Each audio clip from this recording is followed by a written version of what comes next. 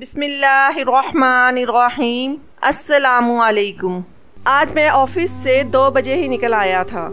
मेरा दिल चाह रहा था कि मैं उड़कर अपनी बीवी सबा के पास पहुंच जाऊं और इसे ये खुशखबरी सुना दूं।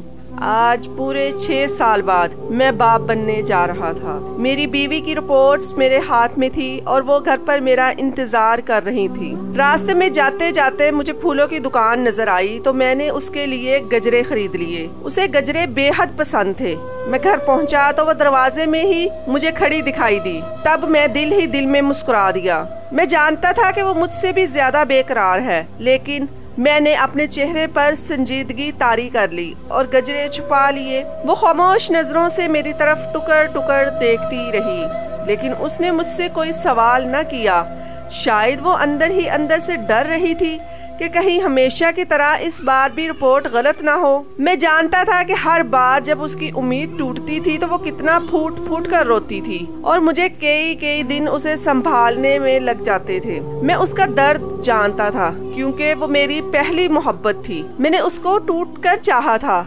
यही वजह है कि इतने अरसे बाद भी मैंने कभी दूसरी शादी के मुतालिक सोचा नहीं था। मैं घर में दाखिल होकर आगे बढ़ गया तो वो मेरे पीछे पीछे आने लगी और जूं ही हम दोनों कमरे में दाखिल हुए तो मैं एकदम से मुड़कर उसको देखने लगा। हाँ भी, क्या बात है, इतना घूर घूर कर क्यों देख रही हो? तब वो मुझसे नजरें चुरा गई। कुछ नहीं, वैसे ही मैं आपके लिए चाय बना कर लाती हूँ। वो मेरी बेहद रोशनास थी। यही वजह है कि मैं उसको छोड़ने का तसव्वुर भी नहीं कर सकता था। शादी के इतने बरसों में ख्वाह वो जितना मर्जी बीमार हो या थकी हो, मगर घर पर मेरे आराम का अपने से भी ज्यादा ख्याल रखती थी। इसलिए मैंने सोच लिया कि मैं मजीद उसे तंग नहीं करूंगा। वो जूं ही पलटने लगी तो मैंने आगे बढ़कर उसका बाजू पकड़ लिया और उसके कानों में सरगोशी की। आपको मुबारक हो। वो एकदम से तड़प कर मेरी तरफ देखने लगी। उसकी आंखों में एक अजीब सी चमक आ गई थी। आप सच कह रहे हैं? वो लड़खड़ाते लहजे में बोली थी।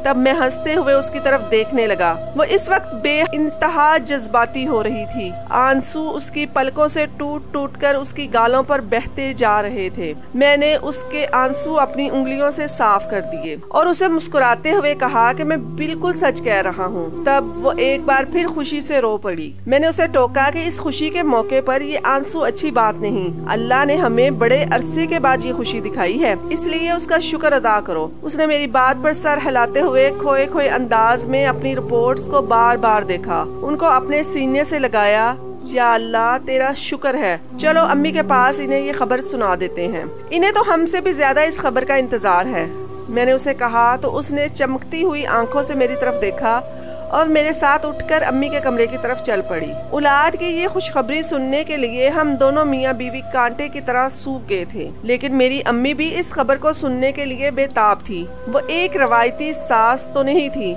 लेकिन लंबे अरसे से अपने इकलौते बेटे की औलाद का इंतजार करते करते शायद वो बूढ़ी हो चुकी थी। यही वजह थी कि वो उठते बैठते अब मुझे कहती कि मैं दूसरी शादी के लिए सोचूं। अम्मी के मुंह से ये अल्फाज जब पहली बार मैंने सुने तो मैं हैरान रह गया, क्योंकि अम्मी मेरी बीवी सबा की सगी खाला थी और हमारी शादी उन्होंने इंतहाई अरमानों के साथ की थी। वो दिल से ही ख्वाहिशमंद थी कि सबा उनके घर की बहू बने। इसलिए जूं ही मेरी जॉब लगी तो अम्मी ने फौरन उनके घर की चौखट पकड़ ली। अम्मी चाहती थी कि बस जल्द अज जल्द सबा उनके घर की बहू बनकर जाए, लेकिन सबा की अम्मी अभी अपनी बेटी की शादी करने के हक में नहीं थी। उनका कहना था कि सबा अपनी तालीम मुकम्मल कर ले, लेकिन अम्मी की एक ही बात थी कि हमने इसे पढ़ाई से रोका थोड़ी है, ये हमारे घर आकर जितना चाहे पढ़ ले। तब खाला ज्यादा देर तक अम्मी के सामने इनकार न कर पाई और बिला आखिर सबा मेरी दुल्हन बनकर हमारे घर आ गई। अम्मी ने सबा को पढ़ने की इजाजत दे रखी थी, लेकिन जब शादी का पहला साल मुकम्मल हुआ तो अम्मी यकदम से रवायती सास की तरह बदल गई। सबा ने तालीम को खैरबाद कर दिया।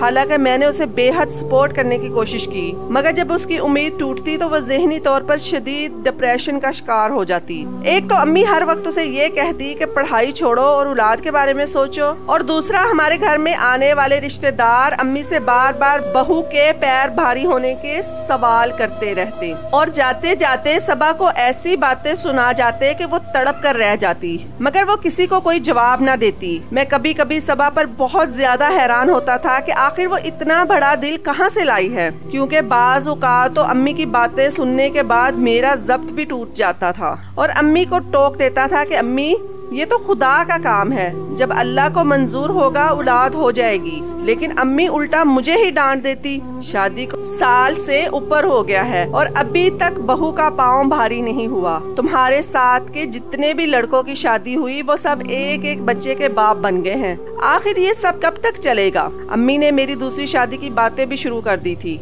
तब सबा बेहद डर गई, क्योंकि अम्मी ने साफ साफ कह दिया कि वो मजीद 1 साल और बर्दाश्त करेगी, इसके बाद वो हर सूरत मेरी शादी करवा कर ही दम लेंगी। तब अम्मी की बातें सुनने के बाद सबा रूठ कर मैके चली गई और अम्मी को साफ साफ कह दिया कि आप मजीद 1 साल बर्दाश्त ना करें, बल्कि आप अभी अपने अरमान पूरे कर लें। वो जो ही अपने मायके पहुंची तो उसके आधे घंटे के बाद खाला की कॉल आई मेरी तरफ। उन्होंने बिला वजह मुझे बहुत बातें सुना दी और मुझे सबा पर बहुत गुस्सा आया कि वो घर की बात उठाकर अपनी माँ के घर क्यों लेकर गई। कम से कम वो मेरे आने का इंतजार तो करती। अब मैंने सोच लिया कि मैं सबा को लेने उसके घर नहीं जाऊंगा और ऑफिस से सीधा जब मैं घर पहुंचा तो अम्मी से भी लड़ पड़ा कि आपको क्या जरूरत थी सबा से ये सब बातें करने की। तो अम्मी भी आगे से गुस्से में बैठी हुई थी, कहने लगी कि आखिर मैं कब तक ये आंख मचोली देखूंगी, तुम्हारी बीवी अपनी मर्जी से गई है। मैं अम्मी पर बिगड़ने लगा कि जब आपको पता है कि वो इस मामले में हसास है तो बार बार उसको तंग करने की क्या जरूरत थी, ये कोई उसके अपने इख्तियार में तो नहीं है। तब अम्मी गुस्से से बोली कि मैं जानती हूँ कि ये उसके इख्तियार में नहीं, लेकिन इंसान कोई हीला भी तो तलाश करता है। मैं सबा को जब भी डॉक्टर से दवाई ला कर देती हूँ तो वो दवाई क्यों नहीं खाती? लोग औलाद की खातिर क्या कुछ नहीं करते। मुझे तो यकीन है कि तुम्हारी बीवी हमल गिराने के लिए गोलियां खाती हैं। तब अम्मी की बात सुनकर मैं खुद गुस्से में आ गया और बोला, अम्मी खुदा का वास्ता है आप उस पर इल्जाम तो मत लगाएं। जब उसकी रिपोर्ट्स क्लियर है वो कौन सी ऐसी दवाई खाई कि जिससे झटपट औलाद पैदा हो जाए? अच्छा तो तुम मुझे खुद बता दो कि ये मामला कैसे हल होगा। अम्मी आप बात क्यों नहीं समझती, ये अल्लाह ताला के काम है। तब अम्मी सर पकड़कर बैठ गईं और बोली, तुम दोनों को समझाना बेकार है। मैं अपने कमरे में चला गया। मैं खुद उलझ कर रह गया था। घर में पहले भी ऐसी बातें होती रहती थी, लेकिन इस बार सबा ने घर छोड़कर जो गलती की थी इससे मेरा दिल बहुत दुखा था। मगर पहली बार जब सबा को कमरे में नहीं देखा तो मेरे दिल की हालत बुरी होने लगी। एक दिल क्या करे, उसे लेकर आऊं, लेकिन फिर मुझे ख्याल आया कि अगर मैं आज उसको लेकर आया तो वो हमेशा इसी तरह अम्मी की बातों पर रूठ कर अपने मैके जा बैठेगी। लेकिन सच तो ये है कि उस कमरे में उसके बगैर सांस लेना भी मेरे लिए मुश्किल हो गया था और पूरी रात मैं इस परेशानी में गुजार दी। अपनी आंखों में आने वाले आंसुओं को मैं बेदर्दी से साफ कर डालता। सुबह फजर के टाइम में उठकर बैठ गया।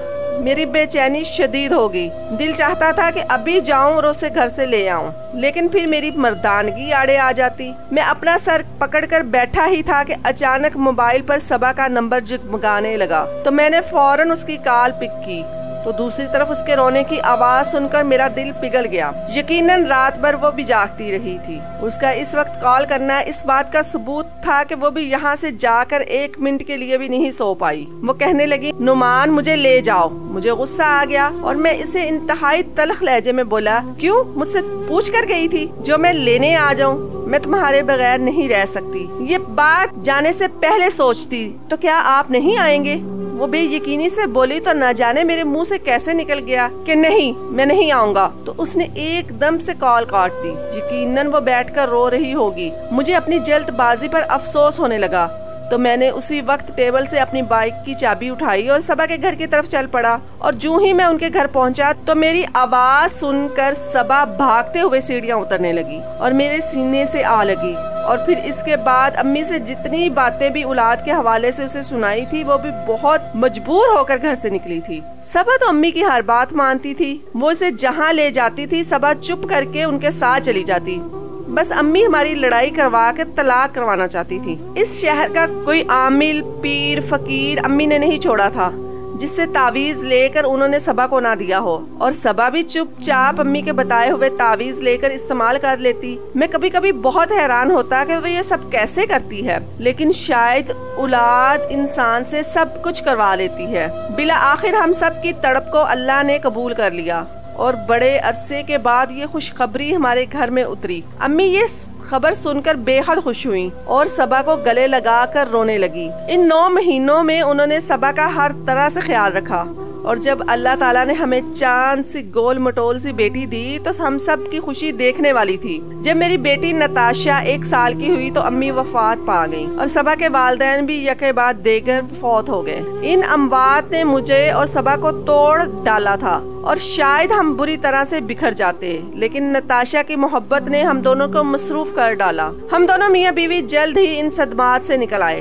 नताशा के बाद अल्लाह ने मुझे कोई और औलाद नहीं दी, जिसका दुख हम दोनों को हुआ था। मैं अक्सर उसे दिलासा देते हुए कहता कि देखो हमारे पड़ोसी सलीम साहब इतनी उम्र के हो गए हैं, लेकिन अभी तक उनकी भी कोई औलाद नहीं है। ये लोग भी तो ऐसे ही जी रहे हैं ना, इतनी बड़ी कमी के साथ।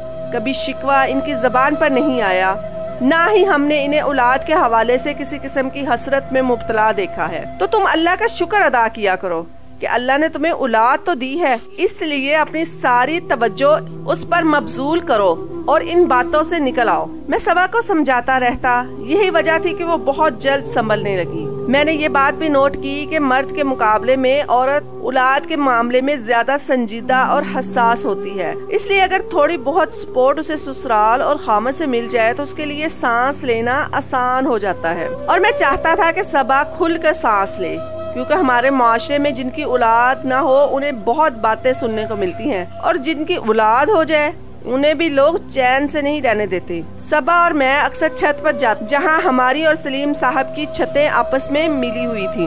वो दोनों मियाँ बीवी भी हमारे साथ छत पर चाय पीते और गपशप लगाते। वो अक्सर नताशा को हमसे ले लेते और इसे खूब प्यार करते। उनकी और हमारी छत के दरमियान कोई दीवार की ऊंचाई बहुत कम थी। हम भी नताशा को उनके हवाले कर देते तो वो दोनों इस नन्ही गुड़िया से अपना दिल बहला लेते। नताशा भी इनकी बहुत आदी हो गई थी। कई बार वो इनके घर जाने की जिद करती तो सबा नताशा को उनके घर ले जाती। तुम दोनों मियाँ बीवी नताशा को देख कर खुश हो जाते। वक्त का पहिया बहुत तेजी से गुजरता चला गया और नताशा अब 10 साल की होगी। और फिर हमारी जिंदगी में वो तूफान आया कि जिसने हमारी जिंदगी में क़यामत बर्पा कर डाली। ये माह रमजान का महीना था। मुझे अच्छी तरह याद है उस रोज 12वां रोजा था। नताशा ने पहला रोजा रखा था। मुझे दफ्तर से लेट आना था और मैंने सलीम साहब को कॉल कर दी कि वो अफ्तारी का सामान लेकर मेरे घर पर दे दे। वो अफ्तारी से 1 घंटा पहले ही नताशा को अपने घर ले गए और कहा कि अफ्तारी के वक्त घर छोड़ दूंगा। और जब वो अफ्तारी का सामान लेने गया तो एक तेज रफ्तार गाड़ी ने नताशा को कुचल डाला और वो मौके पर ही मर गई। सबा ने जब नताशा की मैयत को देखा तो वो सदमे से पागल हो गई। मैं भी अपने होश खो बैठा था। नताशा को मैंने खुद अपने हाथों से कब्र में दफनाया था। उस वक्त मेरा दिल फट गया था। मेरी मासूम बेटी की रोजे की हालत में मौत हुई थी। मेरी तो दुनिया ही उजड़ गई। मुझे समझ नहीं आती कि मैं अपने घर के निजाम को कैसे चलाऊं। इसी दौरान सलीम साहब और उनकी बीवी ने हमारा ख्याल रखने की बहुत कोशिश की। एक दिन सलीम साहब की बीवी ने झिझकते हुए मुझे कहा कि सबा को मेंटल हॉस्पिटल दाखिल करवा दे ताकि वो ठीक हो जाए, लेकिन मैंने उनकी तजवीज रद्द कर दी क्योंकि मैं सबा के बगैर एक पल भी नहीं रह सकता था। बहरहाल फिर डॉक्टर से उसका इलाज करवा रहा था, लेकिन सदमा इतना गहरा था कि वो अपने हवास में नहीं आ रही थी। इस वाकये के ठीक 1 माह बाद एक दिन सबा ने मुझे कहा कि एक आदमी नताशा को छत पर लेके गया है और वो बुरी तरह से रो रही है, तुम जाकर देखो। तब मैं उसकी बात पर रोने लगा। ऐसे कैसे समझाता कि इसे तो मैं मट्टी तले खुद दफना कर आ चुका हूँ। मैं ये बात उसको कितनी दफा भी कहता उसकी समझ में नहीं आनी थी।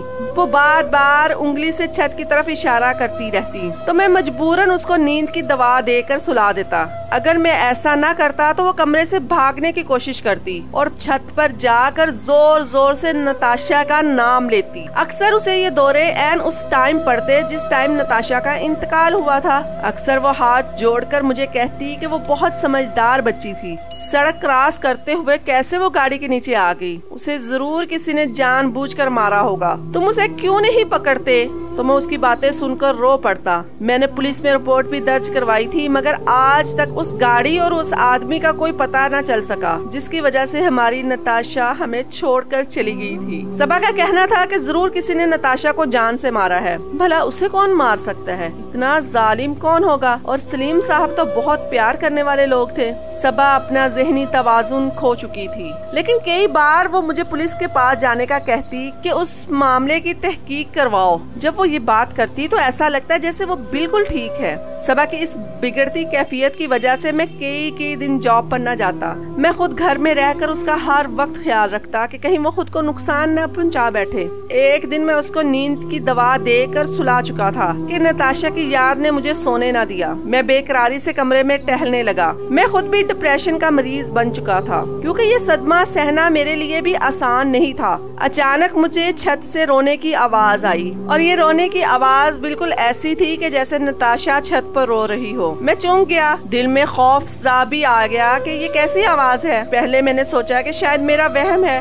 लेकिन मुसलसल आवाजें आना शुरू हो गईं। तो मैं एकदम से बाहर निकला। ये आवाज छत की तरफ से आ रही थी, और ये मेरा वहम नहीं था। छत पर नताशा ही रो रही थी। मैं भागकर छत पर गया तो सामने सलीम साहब मौजूद थे, जो हाथ जोड़कर दीवार की तरफ मुंह कर ऊंची ऊंची आवाज में रोते हुए नताशा को पुकार रहे थे और बार बार माफी मांग रहे थे। मैं दुखते दिल के साथ उनके करीब गया तो वो एकदम से डर कर पीछे हटे और फिर अपने बाल पकड़कर खींचने लगे। कहने लगे, खुदा का वास्ता है मुझे इस अजियत से निकालो, नहीं तो मैं मर जाऊंगा। नताशा मुझे जीने नहीं देगी। वो रोज मुझे डराती है, मैं इस खौफ से मर जाऊंगा। वो बड़ी बेरहम बातें कर रहा था, जिसकी मुझे समझ नहीं आ रही थी। मैं उसे मारना नहीं चाहता था, मैं उससे ज्यादती भी नहीं करना चाहता था, लेकिन उस दिन वो बहुत ही खूबसूरत लग रही थी और पता नहीं कैसे शैतान मुझ पर हावी हो गया। मैं उसे तुम्हारे घर से अपने घर ले आया और छत पर ले जाकर उससे ज्यादती करने की कोशिश की, मगर वो डर कर रोने लगी थी। कहने लगी, मैं अपने बाबा को बताऊंगी। बस इसीलिए मैं डर गया था, और जब अफ्तारी का सामान लेने गया तो एक तेज रफ्तार गाड़ी के सामने मैंने खुद उसे धक्का दे दिया था। गाड़ी वाले का कोई कसूर नहीं था, और फिर मेरे देखते ही देखते वो मर गई। लेकिन तुम्हें ये सब न पता चल सका, क्योंकि जाहिर है नताशा ने ये सब बातें बताने के लिए जिंदा ही नहीं रही थी। मैंने भी सोचा कि मेरा ये जुर्म छुप जाएगा, लेकिन नहीं। मेरे ज़मीर का बोझ इतना बढ़ चुका था कि ना मुझे दिन रात सुकून है। मैंने इसी जगह पर उससे ज्यादती करने की कोशिश की थी, और मैं रोज उससे माफी मांगता हूँ। तुम बोलो नताशा को वो मुझे माफ कर दे। वो हंसियानी अंदाज में चीखने लगा, और मैं फटी फटी आंखों से उनकी तरफ देखने लगा। जो वो कह रहा था अगर तो वो सच है, तो इसका मतलब है कि मेरी बेटी का कत्ल हुआ है। या अल्लाह, मैं अपना दिल थाम कर रह गया। मैंने सारी बात पुलिस इंस्पेक्टर से कही तो उसने सलीम साहब को हिरासत में ले लिया, और सिर्फ आधे घंटे के अंदर अंदर उन्होंने अपना जुर्म कबूल कर लिया। तब मुझे ऐसा लगा जैसे ये जुर्म सिर्फ सलीम साहब का नहीं,